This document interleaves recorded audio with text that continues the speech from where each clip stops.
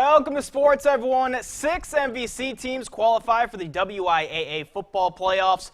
3 have advanced to level 2. We heard from Sparta a couple days ago.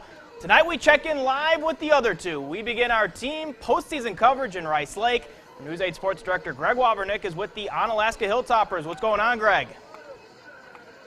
Hello, Brian. Yeah, a huge test for the Onalaska Hilltoppers tonight, taking on defending Division III state champion and the #1 seed Rice Lake. Now, Rice Lake enters this game ranked 5th in the state, Onalaska 7th in the latest WISports.net state rankings. This will be the 2nd straight season that the Hilltoppers played this exact same game against the same opponent right here.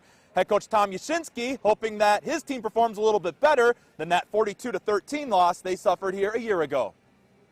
You know, a lot of kids with experience from that game played last year, so it's just it's not new to them. Not a new team, not a new trip, not a new facility.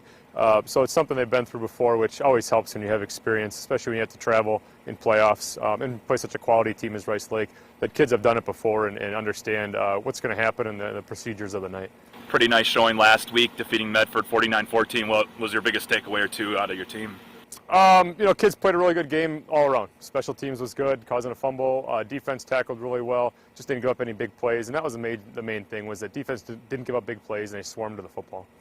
The key to tonight, kind of focusing just on repeating those types of good things and not really worrying about what Rice Lake can do?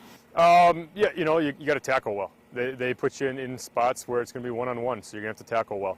They got 2 really good halfbacks. Their quarterback doesn't mess up reads. So it's, you know, it's definitely a challenge, but you got to take what you learned last week and apply that to this week as well. A big difference between last year's game and this year's will be the weather. Last year's game, it was wind chills in the teens, high wind gusts, snow even. Tonight, much more to the Hilltoppers' liking, although we are seeing occasional rain here and there. That does it from Rice Lake. Gregg, News 8 Sports. Back to you, Brian. All right, thanks, Greg. Well, thank you very much. Let's move on to Division II as the Central Red Raiders look for their 2nd upset win in as many weeks. Here's News 8's Jordan Fremstead in Monona Grove. What's going on, Jordan?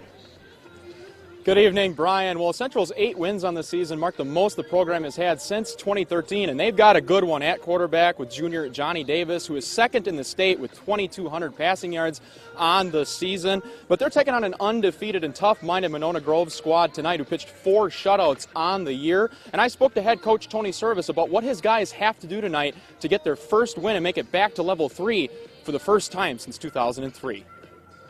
Well, I think our guys are ready. We actually stopped on the way over just to a quick walkthrough over in Sun Prairie and make sure that our guys are dialed in and ready to go. And we're really focused right now. I really like where we're at, and our kids are excited about playing tonight and have a great opportunity about playing a great Monona Grove team that's 10-0. You guys have had a fun year this year, most wins since 2013. I guess, you know, how's the year been so far, and, you know, have you been enjoying the process? Oh, absolutely. Like I said, we've got a great group of kids. It's fun to be with them every day. And, you know, hopefully we get another week after tonight. That's our goal, is we want to know at the end of the night and have an opportunity to play again next week. You got a couple of brothers on your team that have been fun to watch this year. It must be awesome to coach them. Oh, there's no doubt. And like I said, not just those 2 guys, but we've got 19 seniors that are awesome kids to deal with and work with on a daily basis, and all the juniors and sophomores as well. But it's a special bond with those 2 brothers. There's no doubt about that. I've got my own son on the team that's a senior too, so it's really a special season, and hopefully we can continue it. Now, Central is riding a 4-game winning streak of their own, but obviously this will be the toughest test they've had all season long. And, of course, we'll have full reaction of tonight's action that kicks off at around 7 p.m. tonight on the News 8 Highlight Zone coming up at 10 o'clock. But for